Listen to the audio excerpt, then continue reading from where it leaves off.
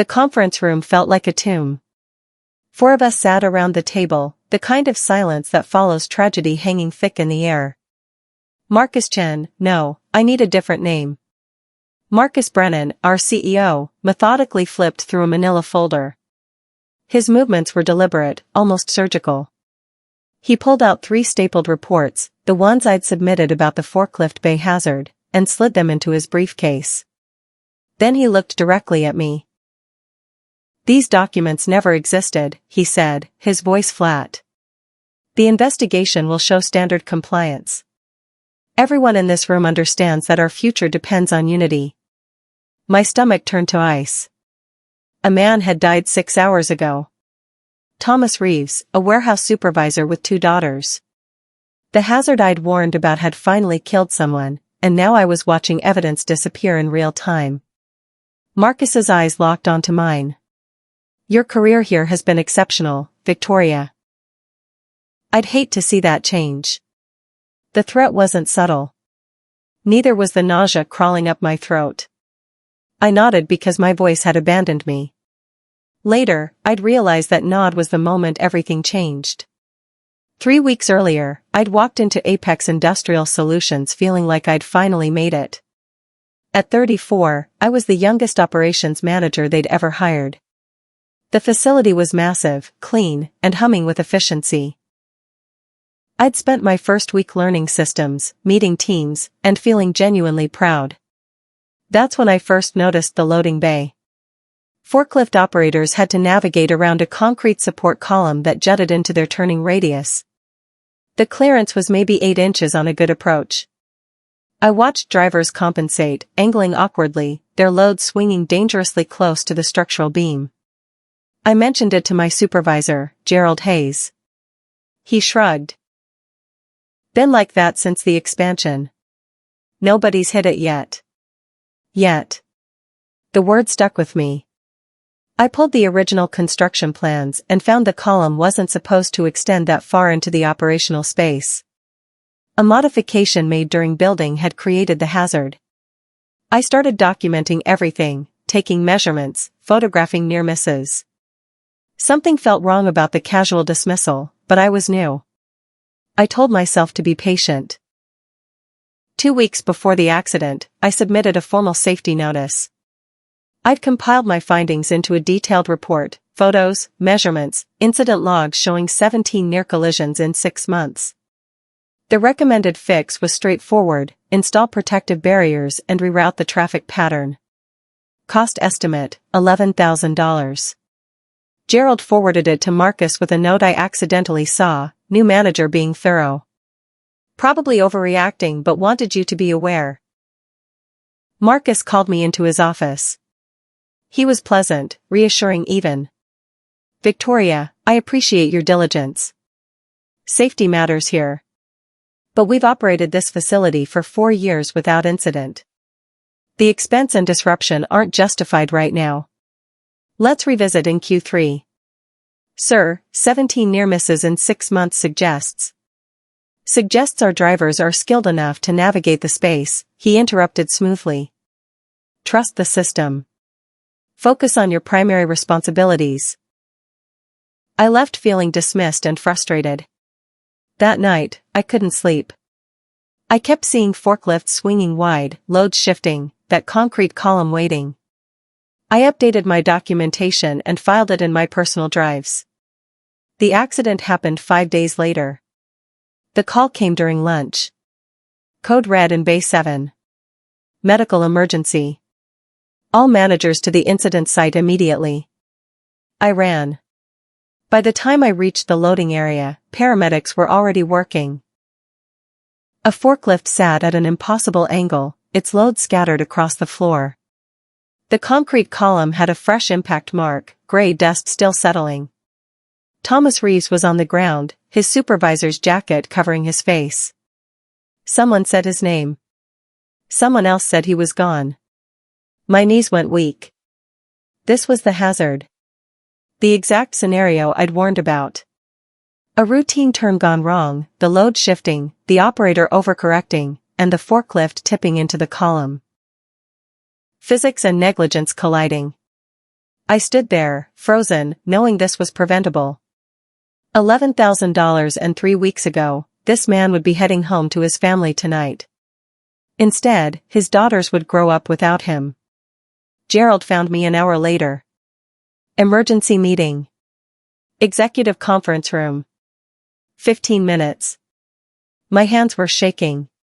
They hadn't stopped. The briefing was a masterclass in corporate damage control. Marcus stood at the head of the table, flanked by our legal counsel and HR director. His expression was appropriately somber, his tone carefully measured. Today we lost a valued team member in a tragic workplace incident. Our hearts go out to Thomas's family during this incredibly difficult time. We're cooperating fully with local authorities and conducting our own thorough investigation. He emphasized tragic incident and thorough investigation like they were shields. Nobody mentioned the hazard. Nobody acknowledged the warnings. The conversation focused on crisis communications, family liaison, and maintaining normal operations during this challenging period. I raised my hand. The concrete column. The clearance issue. That's what caused this. The room went silent. Marcus's jaw tightened almost imperceptibly. Victoria, let's not speculate before the investigation concludes. Premature conclusions help no one. But I'd seen his face. He knew. They all knew. After the meeting, his assistant asked me to stay behind. Just me. Marcus waited until the room emptied before speaking. His earlier sympathy had vanished, replaced by cold calculation. He retrieved the manila folder from a locked cabinet, the one containing my safety reports. I watched him remove each document I'd submitted, each warning I'd carefully prepared. These complicate the narrative, he said, sliding them into his briefcase. The investigation needs clarity, not confusion. Standard operating procedures were followed. The incident resulted from operator error, nothing more. But those reports prove we knew. They prove you had concerns that were appropriately reviewed and determined to be unfounded, he interrupted. The column meets code. The workspace is adequate. Sometimes accidents happen despite proper precautions. My heart was hammering. You're erasing evidence. A man died because we ignored a known hazard. Marcus leaned forward. Victoria, you have a bright future here. Department head within 2 years, VP track after that. But that future requires good judgment. Understanding when to be a team player. The threat was crystal clear. Loyalty or consequences. Think carefully, he added. The next morning, everything moved at unnatural speed. Overnight, crews had installed bright yellow protective barriers around the concrete column. The exact fix I'd recommended weeks ago, now suddenly urgent and affordable. The hazard that wasn't worth addressing before a death now received immediate attention. At my desk, I tried accessing the safety reporting system to review my submitted documents. Access denied. My permissions had been modified. I checked the shared drive where incident reports were stored. My submissions were gone, replaced by sanitized summaries that mentioned routine safety reviews without specifics. By noon, Marcus held a company-wide meeting. He announced Thomas's death as a heartbreaking reminder that despite our best safety protocols, accidents can occur in industrial environments. He praised our immediate response in upgrading protective measures without mentioning those measures addressed a hazard that existed before the fatality. Coworkers avoided eye contact. Everyone knew the truth, but nobody was talking. Gerald passed my desk without speaking. The warehouse felt haunted. I went home that night and started writing everything down. 3 days later, HR called me in. Bethany Cross, the director, sat across from me with practiced concern. Victoria, we want to check how you're doing. Witnessing a workplace fatality is traumatic. We have counseling resources available. I'm managing, I said carefully. Gerald mentioned you've seemed distracted. Missing details. He's concerned the incident affected you more than you're admitting. I felt the trap closing. I submitted detailed safety reports about that exact hazard weeks before the accident. Those reports have disappeared. Bethany's expression shifted subtly. Our records show routine safety reviews, all properly documented. Sometimes trauma can affect memory, make us recall things with more urgency than they actually had at the time. That's completely normal. They were gaslighting me. Professionally, systematically, gaslighting me. I have copies, I said quietly. Her smile didn't reach her eyes. Of course you do. And I'm sure they reflect the same routine reviews in our system. The important thing is your well-being. Take a few days. Rest. Come back refreshed. I wasn't being offered time off. I was being isolated. That night, I pulled every file, email, and document I'd saved.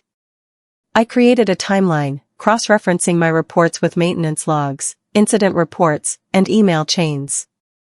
The pattern was damning. My first warning, February 12th.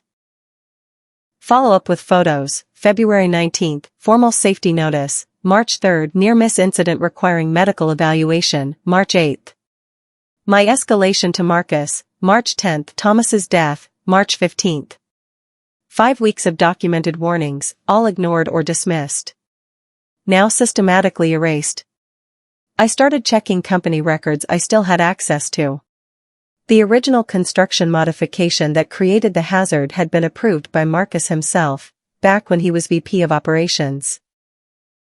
He'd signed off on the change that reduced clearance below safety standards, probably saving money on the expansion. He hadn't just ignored my warnings. He'd been covering his own mistake.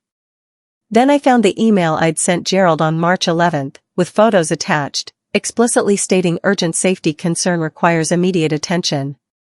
It was gone from the system. Deleted, along with Gerald's response acknowledging receipt. They were erasing everything. 4 days after the funeral, Bethany scheduled another meeting.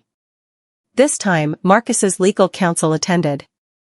They presented a document labeled Confidential Separation Agreement. We recognize this tragedy has been difficult, Bethany began. Sometimes a fresh start helps healing. We're prepared to offer a generous exit package. 6 months salary, extended healthcare, excellent references, and most importantly, confidentiality provisions to protect everyone's privacy during this sensitive time. The number was substantial.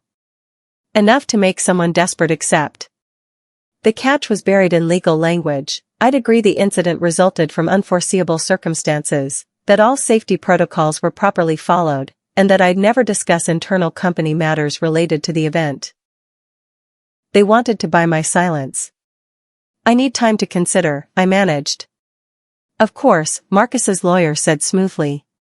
But the offer expires Friday. We're hoping to resolve this compassionately before external investigations complicate matters. My hands were shaking as I left. I wanted to sign. I wanted this nightmare to end. I wanted to pretend I didn't know what I knew. Instead, I went home and called a lawyer. My attorney, Pierce Anderson, reviewed the separation agreement with barely concealed disgust. They're paying you to cover up negligent homicide. This is textbook corporate malfeasance. Can I fight them? You can refuse to sign. But understand, they'll make your life miserable. Document everything, trust nobody, and expect retaliation. The retaliation started Monday. My project portfolio was reassigned to Gerald to reduce your stress. I was excluded from department meetings. My access to operational systems was further restricted. My desk was moved to a smaller office, away from my team. I became invisible. Irrelevant. A problem being quietly erased. Then my phone buzzed with an unknown number. The message was simple: we need to talk. Former safety officer. Same building, 3 years ago. His name was Kenneth Park. We met at a coffee shop 40 minutes away. He was nervous, constantly checking over his shoulder. I tried to fix that column issue in 2021, he said. Submitted 3 reports. Got the same runaround you did. When I pushed harder, they eliminated my position. Paid me off. Made me sign an NDA. My blood went cold. Did someone get hurt? Close call. Forklift clipped the column, load fell, missed a worker by inches. They installed temporary barriers for 2 weeks, then removed them after I left. Said they were unnecessary obstructions. This wasn't negligence. It was a pattern. A calculated decision to prioritize cost over safety, repeatedly, despite warnings. Kenneth slid a USB drive across the table. My original reports. Encrypted. I kept copies despite the NDA. Maybe they'll help. Kenneth's files were devastating. His reports from 2021 were nearly identical to mine, same hazard, same recommendations, same $11,000 price tag. Marcus had rejected them personally, using almost identical language. Not urgent. Revisit later. Focus on core responsibilities. There was more. An email chain showing Marcus had consulted with their insurance carrier about potential liability exposure from the column. The carrier recommended immediate remediation. Marcus replied that operational disruption outweighed theoretical risk and chose to accept the existing safety profile. He knew. He'd been explicitly warned by his own insurance company. He chose profit over safety. I cross-referenced Kenneth's timeline with mine. After he left, the temporary barriers were removed in April 2022. Between then and Thomas's death, there had been 23 documented near misses. 23 chances to prevent a fatality. I felt sick. Then I felt angry. Then I felt absolutely certain about what I had to do. But I needed to be smart. Direct confrontation would accomplish nothing. They'd already demonstrated their willingness to bury evidence and destroy careers. I needed leverage. I needed someone with actual authority to care. I started researching federal workplace safety regulations and whistleblower protections. The next day, Marcus sent a company-wide email about moving forward together. It was carefully worded corporate speak about resilience and commitment to safety. But one line was clearly directed at me: during difficult times, dwelling on what-ifs and second-guessing serves no one. Our focus must remain on the future, not on unproductive speculation about the past. He was telling me to let it go. To stop digging. To accept the narrative and move on. The email was signed with gratitude for your professionalism during this challenging period. His lawyer probably approved every word, thinking it demonstrated compassion and leadership. What they didn't realize was that email documented his involvement. His knowledge. His active effort to suppress discussion of the hazard. I forwarded it to my personal email immediately, adding it to my growing file. I started playing the role they wanted. I stopped asking questions. I attended meetings quietly. I smiled appropriately and thanked Bethany for her concern about my well-being. I let them think I was broken, compliant, ready to disappear. Meanwhile, I methodically documented every discrepancy between the real timeline and their sanitized version. 2 weeks after refusing the separation agreement, Bethany called me back in. Her earlier warmth had cooled considerably.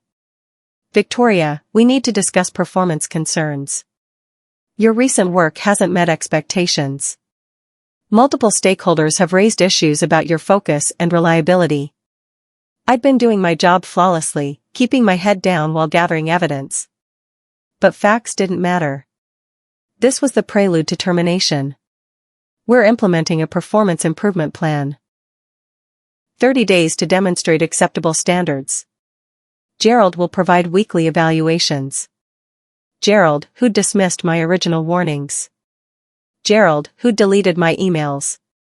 Gerald, who was now positioned to document my failure and justify my removal. I signed the PIP without argument. Let them think they were winning. Let them relax their guard while I prepared my real response. That night, I contacted a federal workplace safety investigator. I didn't file a formal complaint yet.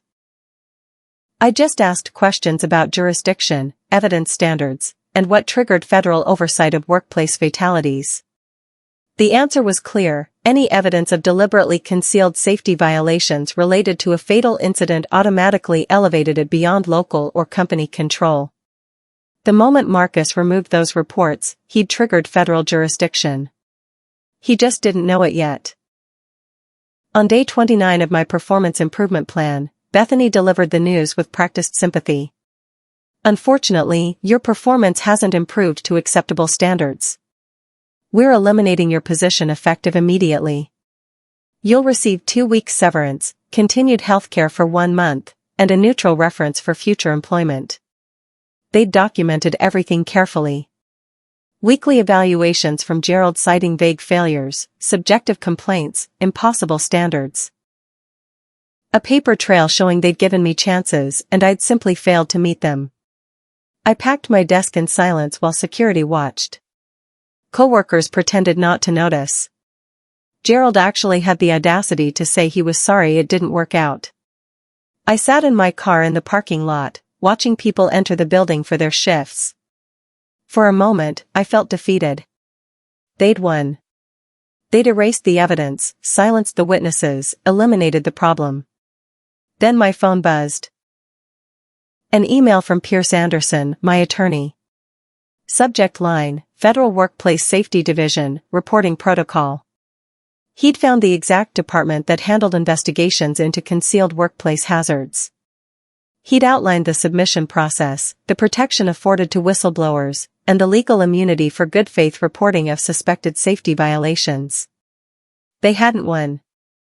They'd just given me nothing left to lose. I spent 3 days organizing my evidence into a comprehensive submission. No emotion, no accusations, just facts arranged chronologically.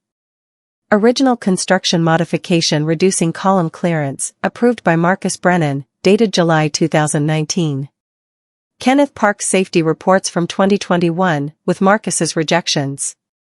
Insurance carrier recommendation for immediate remediation, dated August 2021. My safety reports from February-March 2023, with timestamps. Email deletions and access permission changes. The separation agreement offering payment for silence. Marcus's company-wide email telling staff not to dwell on the past. Before and after versions of incident reports, showing how company records were altered after Thomas's death. Photos of the hazard taken before the accident, and photos of the barriers installed the night Thomas died. Everything documented, sourced, and verifiable. I wasn't making accusations. I was presenting a factual timeline that spoke for itself. Pierce reviewed it carefully. This is bulletproof. You're not alleging anything, you're just providing documentation of what happened. The contradiction between their actions and their statements tells the story. I submitted it to the Federal Workplace Safety Division on April 18, exactly 5 weeks after Thomas's death. The confirmation email said investigations typically took 60 to 90 days. Then came the hardest part. Waiting. The submission guidelines were explicit: no contact with the company, no discussion of the complaint, no interference with potential investigations. I had to act like nothing had happened while federal investigators reviewed my evidence. I applied for new jobs. I went through the motions of normal life. I didn't tell anyone except Pierce what I'd done. At night, I second-guessed everything. Maybe they'd dismiss it. Maybe corporate lawyers would bury it. Maybe I'd sacrificed my career for nothing. Kenneth called once, asking if I'd heard anything. I couldn't tell him. The rules were clear. Weeks passed. Then a month. I started to lose hope. Maybe silence would win after all. Maybe powerful people always got away with it. Then, 6 weeks after my submission, I noticed something odd. Apex Industrial's executive calendar, which was publicly visible for scheduling purposes, showed an unusual block: board emergency session, legal matters. All executives required. That seemed strange. Then I saw Marcus had canceled his standing Wednesday golf game. He never canceled golf. Something was happening. I just didn't know what. The waiting was torture. Every day felt like a year. I'd wake up at 3 a.m. wondering if I'd done the right thing, if my evidence was enough, if anyone even cared. During the day, I maintained normalcy. At night, doubt consumed me. I checked news sites obsessively, searching for any mention of Apex industrial or workplace safety investigations. Nothing. Radio silence. Peers kept telling me these things moved slowly. Federal investigations are thorough. They don't rush. That's good, it means they're taking it seriously. But what if they weren't? What if my submission was sitting in someone's inbox, ignored? What if Marcus's lawyers had already neutralized it? I started having nightmares about Thomas. About his daughters growing up without answers. About the next accident at that facility, the next person who'd die because I hadn't done enough. Week 8 brought more unusual signs. Apex's general counsel abruptly canceled a speaking engagement at a legal conference. Their CFO's LinkedIn showed he'd retained a personal attorney. Small cracks appearing in their facade. I wanted to call, to demand updates, to know what was happening. But the rules were absolute, no contact. Any interference could compromise the investigation. So I waited. And hoped I hadn't waited too long. On a Tuesday morning in June, I drove past Apex Industrial on my way to a job interview. Old habit, maybe morbid curiosity. The parking lot looked normal, typical day shift arriving. Then I saw them. 3 dark sedans pulling into the executive lot. Professional, unremarkable cars that screamed federal government. 6 people emerged, suits and briefcases, walking with unmistakable purpose toward the main entrance. My heart stopped. I pulled into a gas station across the street, hands shaking. This was it. This was actually happening. I watched from a distance as the group entered the building and headed straight for the executive floor. No announcement, no warning. Just 6 federal investigators walking into Marcus Brennan's world with legal authority he couldn't dismiss or pay off. 15 minutes later, I saw security blocking the executive floor stairwell. Nobody in or out.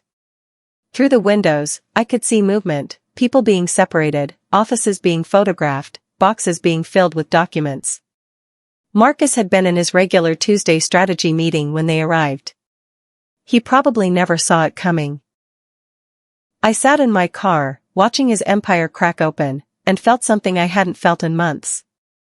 Hope. The investigation unfolded with methodical precision.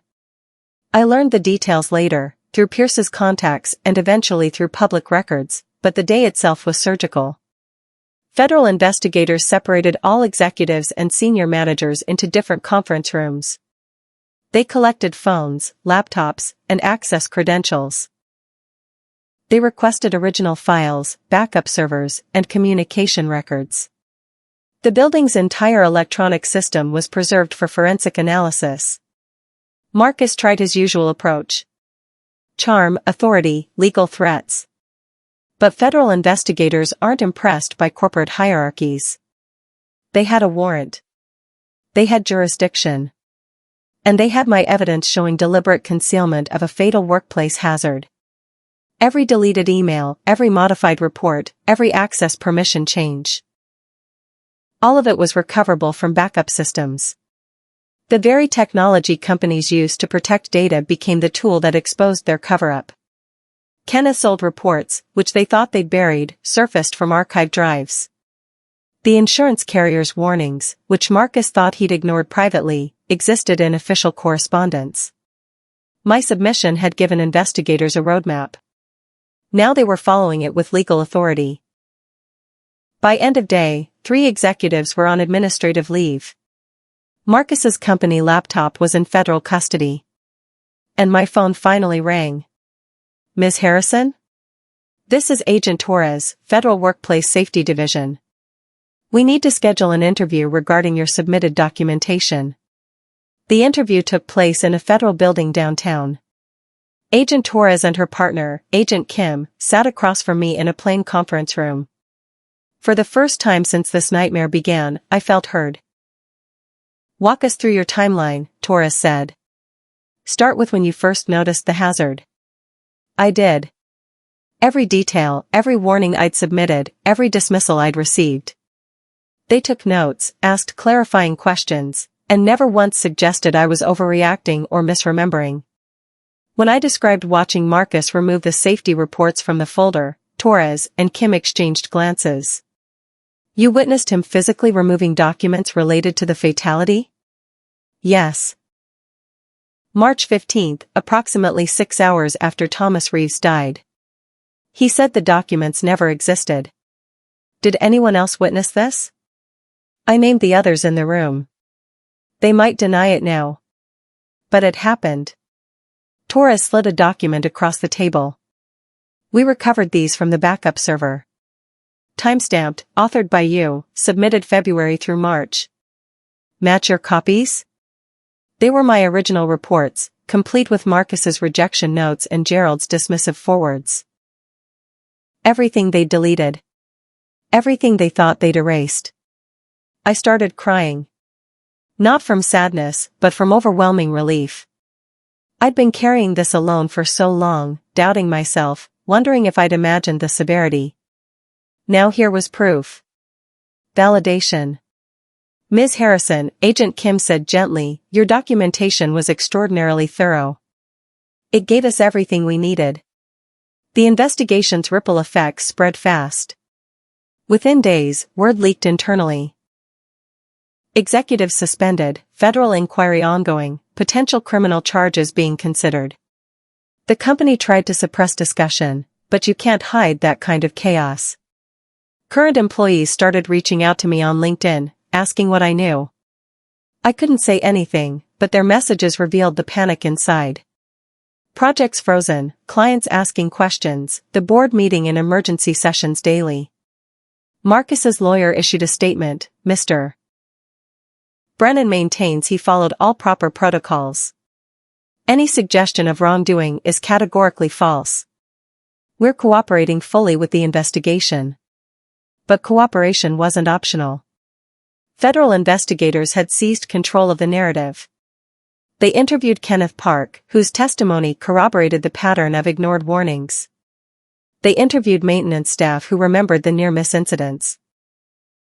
They interviewed Thomas's supervisor, who broke down describing how preventable the death had been. The media picked up the story. Local company under federal investigation following workplace fatality. Details were sparse, but the implication was clear, this wasn't a routine accident review. Apex's stock price dropped 12% in 2 days. Major clients started reviewing their contracts. The board scheduled an emergency announcement for Friday. I watched it all from a distance, feeling oddly disconnected. This wasn't revenge. This was consequence. The board's announcement was brief and clinical. Effective immediately, Marcus Brennan has been removed as CEO pending resolution of matters related to workplace safety protocols. Chief Operating Officer Patricia Vance will serve as interim CEO. We remain committed to our employees, clients, and the highest standards of corporate responsibility. No praise for Marcus's tenure. No thanks for his service. Just removal, efficient and final. The statement carefully avoided admitting wrongdoing, but the subtext was obvious. The board had reviewed the evidence. They'd seen the deleted reports, the ignored warnings, the pattern of negligence. They'd realized Marcus's decisions had exposed them to catastrophic liability. Protecting him was no longer an option. 3 days later, Gerald Hayes resigned abruptly. Bethany Cross was reassigned to a regional office in another state. The general counsel took early retirement. Everyone connected to the cover-up was being systematically removed. Patricia Vance called me personally. Victoria, I want to apologize for how you were treated. I wasn't aware of the extent of the situation, but that's no excuse. We'd like to offer you your position back, with full back pay, restored seniority, and a formal acknowledgement of your safety contributions. It was a genuine offer. A real apology. Everything I might have wanted months ago. But something had changed in me. I met with Patricia in person to discuss terms. She was professional, apologetic, clearly trying to clean up an impossible mess. The position was mine if I wanted it. Department head, like Marcus had once promised. Fair compensation. Public recognition of my safety advocacy. I appreciate the offer, I said carefully. But I can't come back. Patricia looked surprised. May I ask why? Because I don't trust the culture that created this situation. Marcus didn't act alone.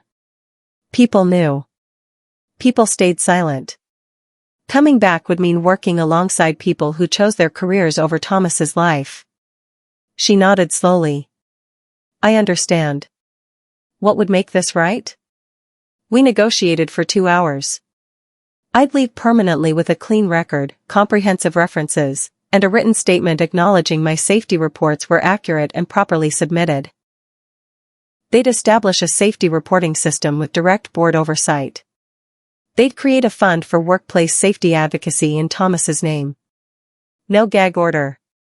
No forced silence. No pretending it didn't happen. Patricia agreed to everything. You could have destroyed us. You had every right to. This was never about destroying anyone, I replied. It was about making sure Thomas's death meant something. That it led to change instead of just being covered up and forgotten. I signed the agreement and walked out of Apex Industrial for the last time. 6 months later, I sat in my new office at a workplace safety consulting firm. My job was helping companies identify hazards before they killed someone. Ironic, maybe, but purposeful. The federal investigation concluded with substantial fines against Apex Industrial and personal penalties for Marcus and several executives. No criminal charges, the bar for corporate manslaughter is impossibly high. But consequences nonetheless. Marcus would never run a company again. His reputation was permanently stained. More importantly, the case became a reference point. Safety professionals cited it in training. Whistleblower advocates used it to show that proper documentation and legal channels could work. Thomas's family received a settlement that couldn't replace him but acknowledged the company's failure. I thought about him often. About his daughters. About the life stolen by a $11,000 decision to ignore safety warnings. I couldn't bring him back. I couldn't undo that tragedy. But I'd honored it. I'd refused to let his death be sanitized, buried, and forgotten. I'd fought quietly, methodically, using the law instead of publicity stunts. I'd trusted the process even when it felt hopeless. Sometimes the right thing isn't dramatic. It's just consistent, documented, and relentlessly factual. It's refusing to be gaslit, paid off, or scared into silence. Thomas deserved that much. So did the next person who might have died if nothing changed. I didn't exploit tragedy for revenge. I simply refused to let the truth disappear.